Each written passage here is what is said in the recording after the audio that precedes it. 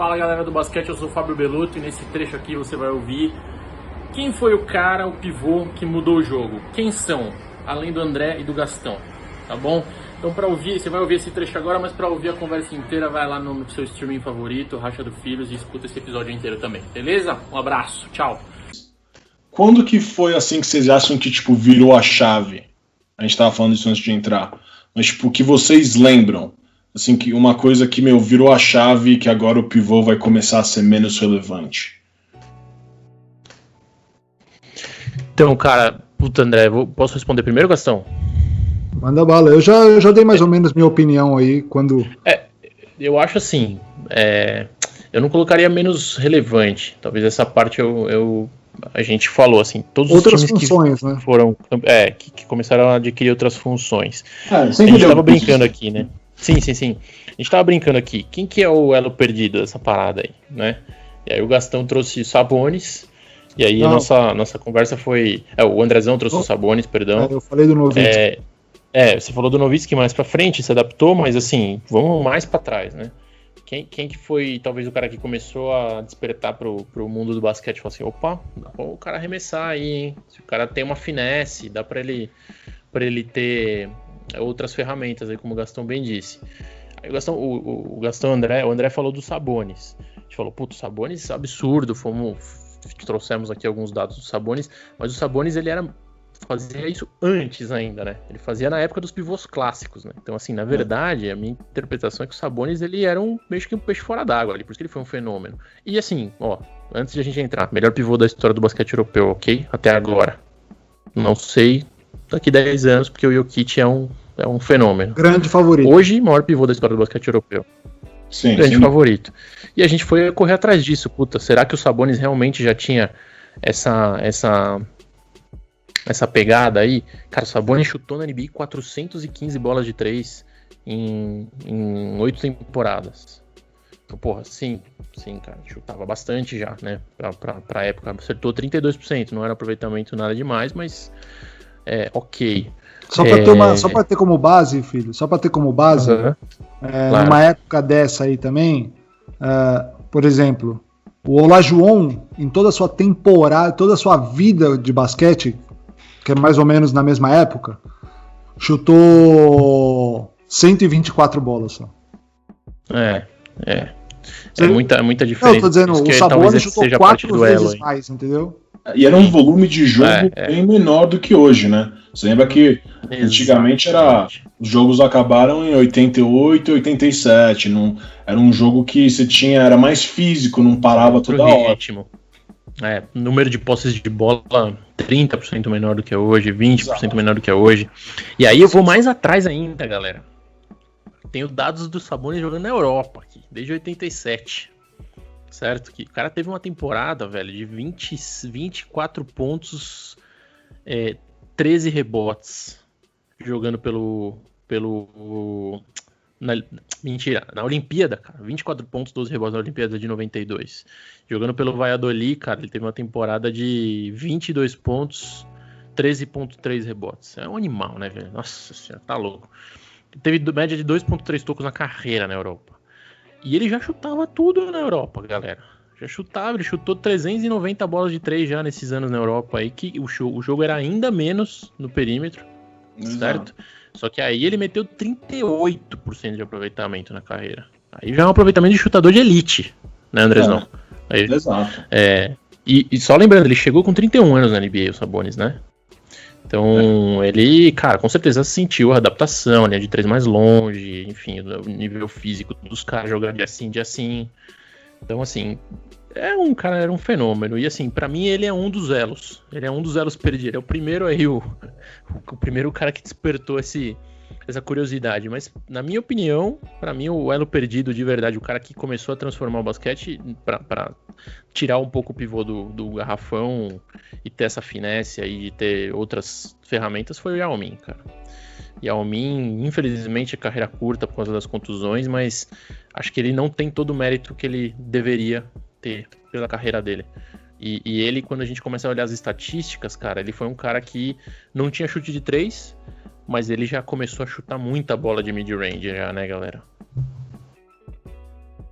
Não, com certeza. E outra, né? Assim, não era um cara veloz, né? Então, até para ele, o pick and pop, né? Para quem é o corta-luz e girar para fora, não para dentro, para ele era mais fácil, porque não era um cara veloz, não era um cara rápido. Então, e ele era muito grande, cara. Se ele recebendo essa bola no garrafão ali do lado de fora para arremessar, não tem ajuda que pode ir qualquer ajuda que for que não chega no cara, entendeu? Então era um arremesso fácil para ele. Fácil quando eu digo assim, sem muitos obstáculos, vamos dizer assim. Era mais fácil para ele fazer isso do que ele ter que bater bola e sim. Entendeu? Então, com certeza. E tinha uma técnica boa de arremesso também, não é só isso, né? Porque normalmente os caras grandes têm uma dificuldade no arremesso porque a parábola, né? É parábola? Acho que é parábola, né? A parábola da bola tem que ser diferente, porque o cara já tá lá em cima, né? Imagina o Yao Ming com 2,27, sei lá quanto ele tinha, acho que é isso, 2,27. 2,27. A parábola dele, para ele conseguir fazer uma parábola decente, é porque o cara tinha bastante técnica, entendeu? Então, por que eu perguntei isso? Que eu tava dando uma olhada aqui hoje, cara, e tem uma relação assim, tem duas coisas que aconteceram, não necessariamente não é necessariamente ligado a um jogador ou a um time, mas acho que tem duas coisas que eu acho legal, não sei, só vocês falarem a opinião de vocês, que aconteceram no começo dos anos 2000, que meio que contribuíram muito para essa evolução, né? Em 2001, aquela regra de 3 segundos no garrafão foi eliminada. Então, o que acontecia? Era muito agora você podia dobrar num pivô, entendeu? Que antigamente, cara, ninguém conseguia marcar o Shaquille O'Neal 1 contra 1. Você vê os vídeos lá antigamente, velho, ele dava 2 bundadas e dava na cabeça dos caras. Aí, com uma ajuda, né, você podendo dobrar, já não é mais uma cesta tão fácil, já não é um arremesso tão conveniente. E uma coisa que eu acho que contribuiu muito foi o hand check, que eles tiraram isso daí em 2004. Então o jogo passou a ser... tudo é falta, né? E a partir desse momento, e eu não consegui salvar a estatística hoje do trabalho, mas a partir desse momento, o ISO, a isolação, quando você tira todo mundo para um lado, subiu demais. E aí é muito mais conveniente para você ter um lateral, um armador que pode pontuar mais, do que jogar bola lá dentro, entendeu? Então eu acho que isso também é uma coisa que a gente não fala muito, né? Quando a gente fala dessa evolução. Eu achei legal, não sei o que vocês acham disso daí. Nossa, não, perfeito, cara. Perfeito, assim, acho que a gente já comentou aqui, né, Gastão, em algum momento, assim, que a NBA é uma antes acho que foi num Bar do Filhos, se eu não me engano. Que a NBA é uma antes do hand check e outra depois do hand check, né? Quer dizer, bom, de ter ou não ter o hand check. Acho que a gente comentou sim num Bar do Filhos, acho que com o nosso time, com o Filhos. Acho que quando a gente estava comentando se o Shaquille O'Neal jogar, acho que o papo era se o Shaquille O'Neal essa daí foi na do Monte, acho que foi na do Monte, Fabinho. Bar do Filhos do Monte, que foi o Fabinho, o Gabi Fullen. Pode ser. Pra mim faz todo sentido, velho. Pra mim faz todo sentido. Acho que, claro, aí rola uma inteligência, né, de quem tá coordenando ali, de usar a regra a seu favor e, cara, e naturalmente uma coisa leva a outra, né, velho? Você tem o cara com mais relevância jogando o ISO, precisa ser mais habilidoso pra jogar o ISO, você precisa ser mais ágil, você precisa ser menor, você precisa ser mais fraco, mais magro, assim, mais atlético, e aí você começa a produzir um monte de jogador assim, que é o que vai fazer você ganhar jogos. Aquela bola de neve gostosa, né, Gastão? Não, e sem contar que você acaba colocando mais vezes a pessoa dentro no lance livre, né?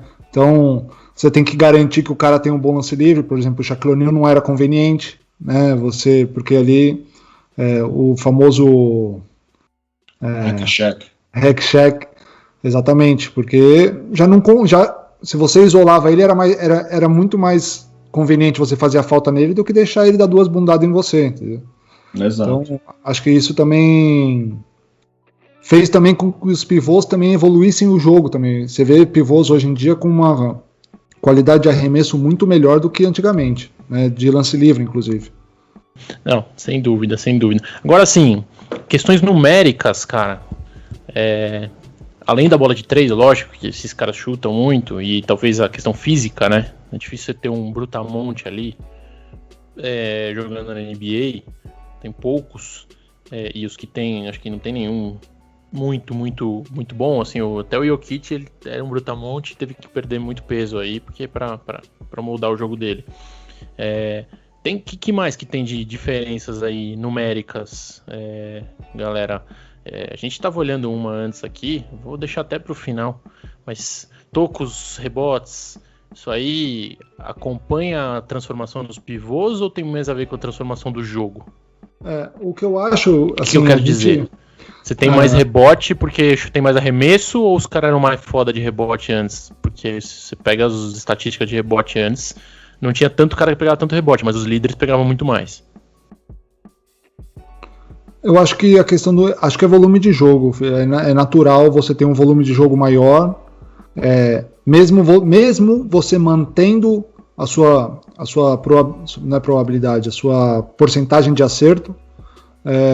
Mesmo mantendo a probabilidade de acerto, você vai errar mais e você vai dar oportunidade para mais rebotes. Eu acho que isso mudou muito. E uma coisa que mudou também, aí o Andrezão pode ver, não sei se ele concorda comigo. Como o jogo abriu, como muitas vezes os pivôs estão marcando lá fora, quem está pegando o rebote é armador, é lateral. O pivô está deixando de buscar o rebote porque ele está lá fora defendendo. Eu acho que isso também mudou muito com relação no passado, onde o pivô estava basicamente dentro do garrafão. Perfeito. Puta, Gastão, ótimo. Eu ia falar isso, velho. Eu concordo 100% com o que você falou. O pivô tão... até mesmo porque é uma tática do ataque, né, cara? Você quer expor a fragilidade do... Talvez você tenha um pivô que não seja muito atlético.